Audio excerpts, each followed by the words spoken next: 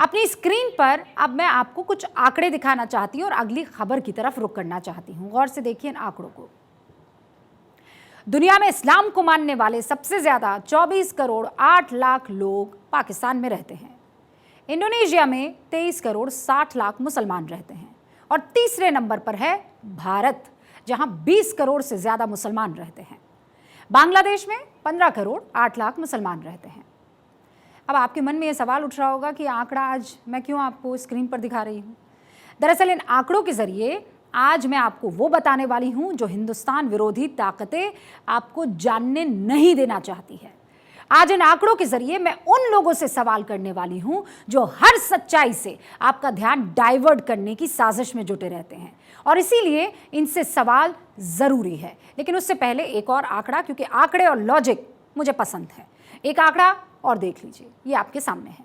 उत्तर प्रदेश में 3 करोड़ 85 लाख मुसलमान रहते हैं। यह आबादी मिडिल ईस्ट के किसी भी इस्लामिक देश से ज्यादा है, यानी Saudi Arab, UAE, Algeria, Iraq, Kuwait, Oman, Qatar, ये जितने भी मुल्क हैं उनसे उत्तर प्रदेश के मुसलमानों की संख्या ज्यादा है। मैं खुद एक मुसलमान हूं और मुझे फख्र है कि मैं हिंदुस्तान में रहने वाली एक मुसलमान हूं। मुझे देश के संविधान पर फख्र है, मुझे मेरे इस वतन पर फख्र है जिसमें हिंदू, मुस्लिम, सिख, ईसाई सब साथ रहते हैं। और मैं जानती हूं कि हिंदुस्तान में रहने वाले हर वतन परस्त मुसलमान को अपने वतन पर नाज है। आप सभी के बारे में, मेरे मुसलमान भाई और बहनों के बारे में, ये सिर्फ मेरे विचार नहीं हैं। ये विचार सबसे पुराने इस्लामिक मुल्क से आए एक शख्स के भी हैं। ये विचार सऊदी अरब से आए मोहम्मद बिन अब्दुल करीम अल ईसा के हैं।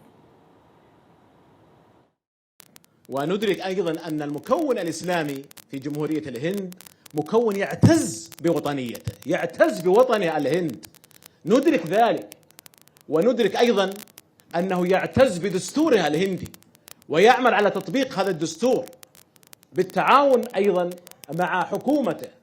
هنا الوعي الديني، الوعي الديني يجب أن يكون أداة تعزيز للتعايش. الوعي الديني الحقيقي يجب أن يكون أداة للتسامح، يجب أن يكون أداة للتواصل، أداة للمحبة، أداة للتعاون، أداة لإثراء الإنسانية بالعلوم التي مؤطرة، التي تؤطرها القيم التي نتشارك فيها. तो अल ईसा उस मुल्क से आए हैं जहां पाक मक्का है, जिस मुल्क को इस्लाम का सबसे बड़ा मरकज यानी सेंटर माना जाता है, और वो उस इस्लामिक संस्था के महासचिव हैं जिसे दुनिया भर के मुसलमान तवज्जो और तरजीह देते हैं। और जब अल ईसा को भारत में इस्लाम फलता फूलता नजर आता है, भारत में ना तो इस्लाम पर कोई खतरा नजर आता है और ना ही मुसलमान खतरे में नजर आते हैं, तो फिर पाकिस्तान जैसे मुल्क क्यों भारत के मुसलमानों को बरगलाते हैं? मैं सवाल कश्मीर के मुसलमानों से करना चाहती हूं कि वो क्यों पाकिस्तान में बैठे भारत से नफरत करने वाले मौलानाओं और मौलवियों की बातों को मानते हैं या उसमें आ जाते हैं। और ये महज कुछ हैं, मैं ये भी जानती हूं। The officially sponsored campaign of oppression against India's over 200 million Muslims is the worst manifestation of Islamophobia. They are subjected to discriminatory laws and policies, hijab bans, attacks on mosques, and lynchings by Hindu mobs. I am particularly concerned by the calls for genocide against India's Muslims.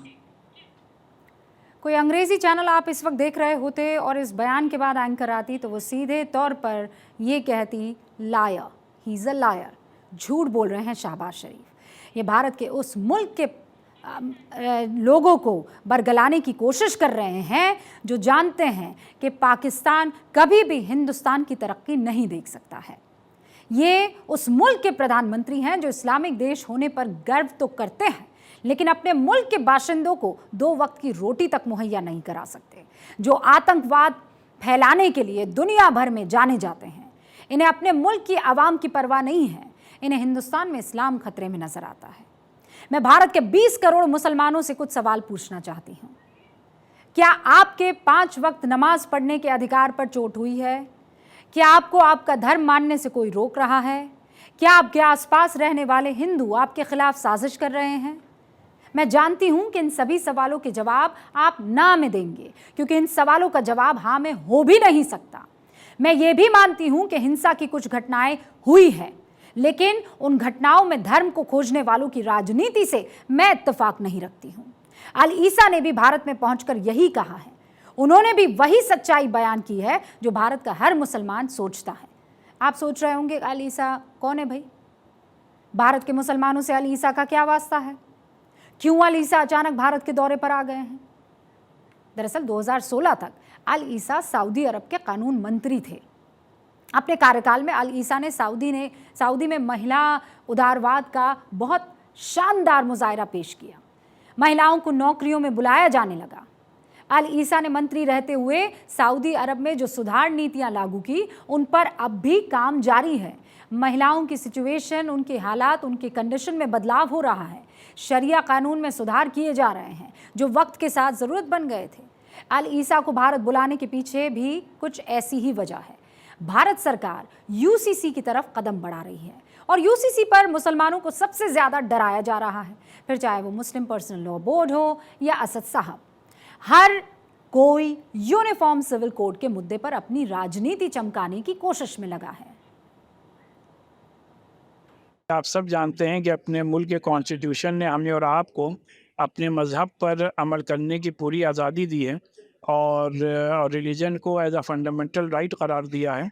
Fundamental right हमसे और आपसे कोई कानून ले नहीं सकता। केंद्र सरकार को बता रहे हैं कि भारत के मुसलमानों को जो उनके रिलीजियस कल्चर्स हैं, प्रैक्टिसेस हैं, उसका या कस्टम है, उसका उनको प्रोटेक्शन मिलता है आर्टिकल 29 के तहत, जो एक अनफेटर्ड फंडामेंटल राइट है। और कोई भी सरकार, मैं ये पूछना चाहती हूँ कि जब सऊदी अरब में मुस्लिम महिलाओं को ड्राइविंग की परमिशन दी जा सकती है, जब उन्हें कंस्ट्रक्शन साइट पर काम करने की परमिशन दी जा सकती है, और परमिशन से तो मैं इत्तेफाक ही नहीं रखती हूँ, मतलब कौन होता है मर्द और औरत में फ़र्क करने वाला? लेकिन मान लीजिए वहाँ का कल्चर है, वहाँ का सिस्टम है, तो जब सऊदी अरब जैसा मुल्क शरिया को वक्त के साथ बदलने की कोशिश कर सकता है, तो फिर हिंदुस्तान में वक्त के साथ होने वाले बदलाव का विरोध क्यों? और इन्हीं बदलावों का विरोध करने वालों को जवाब देने के लिए अल ईसा हिंदुस्तान आए हुए हैं। यूसीसी के नाम पर आपको तरह तरह से डराने की कोशिश हो रही है।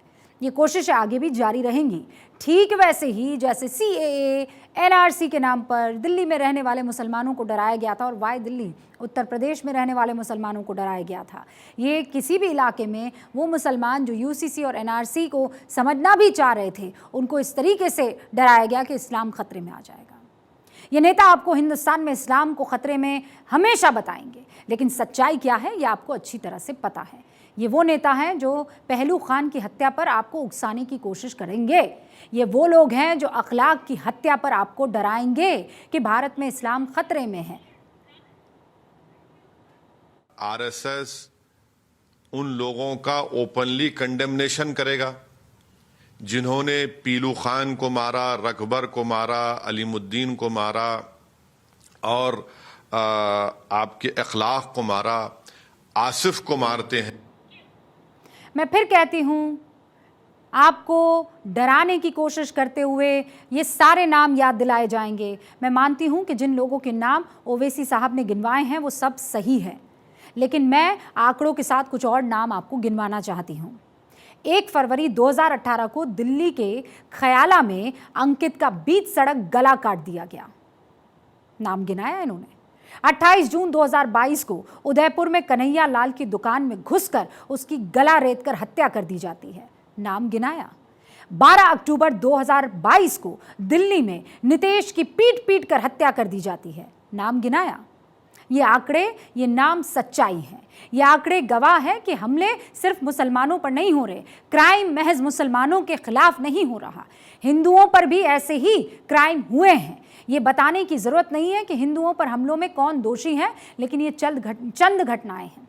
तो क्या 20 करोड़ मुसलमान और 100 करोड़ हिंदुओं के बीच किसी के खतरे में होने की तस्दीक कर सकती है? मैं फिर कहती हूं कि यूनिफॉर्म सिविल कोड आए या कोई दूसरा कानून, यदि किसी ने इस्लाम की रवायतों को खत्म करने की कोशिश की, और इस्लाम की जिसमें आपके रोजा से लेकर कलमा से लेकर हज से लेकर तमाम तरीके का दान जो आप देते हैं वो सब शुमार है, अगर उस पर कोई पाबंदी लगाए तो किसी भी सरकार के खिलाफ हम सब खड़े हो जाएंगे। हिंदुओं की पूजा के अधिकार पर अगर कोई सरकार रोक लगाए तो हम सब उसके खिलाफ खड़े हो जाएंगे। किसी भी धर्म और आस्था पर चोट करने की कोशिश हुई तो फिर विरोध में, जैसा मैं कह रही हूं, सबसे पहले हम आएंगे। लेकिन जिस मुल्क में इस्लाम का जन्म हुआ, उस मुल्क का कोई शख्स आकर भारत में कहे कि भारत में इस्लाम फल फूल रहा है, तो उसकी बातों में वजन तो होगा ना। अल ईसा यही समझा रहे हैं कि भारत में इस्लाम ना खत्म हुआ है ना खतरे में है, और अल ईसा के दौरे पर यही सबसे बड़ा संदेश निकल कर आया है। भारत सरकार 14 से 35 साल तक के अल्पसंख्यकों के लिए सीखो और कमाओ योजना चला रही है ताकि उन्हें रोजगार मिल सके। उस्ताद योजना ये चल रही है ताकि ट्रेनिंग के जरिए अल्पसंख्यकों को स्किल सिखाई जा सके। नई मंजिल योजना चल रही है ताकि किसी कारणवश अगर स्कूल छूटा है आपका, वो तमाम अल्पसंख्यकों का, उसे शिक्षा नहीं मिल पाई है, तो वो शिक्षा और स्किल दी जाए जिससे नई दिशा उसे मिल पाए। नई रोशनी योजना वो भी चल रही है ताकि अल्पसंख्यक महिलाएं लीडरशिप स्किल सीख सके। ये आंकड़े कह रहे हैं कि भारत सरकार ने अल्पसंख्यकों के लिए काम किया है। ये गलत है कि सरकार अल्पसंख्यकों को दबाना चाहती है। सरकार चाहती है कि अल्पसंख्यक आगे बढ़े, तरक्की करे, मिलजुल कर रहे। यही संदेश अल ईसा भी दे रहे हैं। किसी योजना से डरने की जरूरत नहीं और डराने वालों से सावधान रहने की जरूरत है। और देखिए, किसी भी मुल्क में कोई भी धर्म तब खतरे में आता है जब सरकार अपनी नीति और अपनी योजनाओं से उस धर्म को या उस धर्म से ताल्लुक रखने वाले लोगों को दूर कर ले। लेकिन क्या ऐसी कोई नीति आप मुझे गिनवा या बता सकते हैं, या वो नेता गिनवा या बता सकते हैं जिसमें ये कह दिया जाए कि देखिए इस नीति में मुसलमानों का रोल नहीं है या मुसलमानों को किसी तरह का कोई फ़ायदा नहीं मिलने वाला है। सड़क बनेगी तो मुसलमान मोहल्ले में नहीं जाएगी, बिजली पहुंचेगी तो मुसलमान के घर में नहीं जाएगी। यही बात तो शहबाज शरीफ कहने की कोशिश कर रहे थे, लेकिन अल ईसा जैसे मॉडर्न थिंकर्स ने इसमें सीधी चोट करते हुए सीधा मैसेज दे दिया है।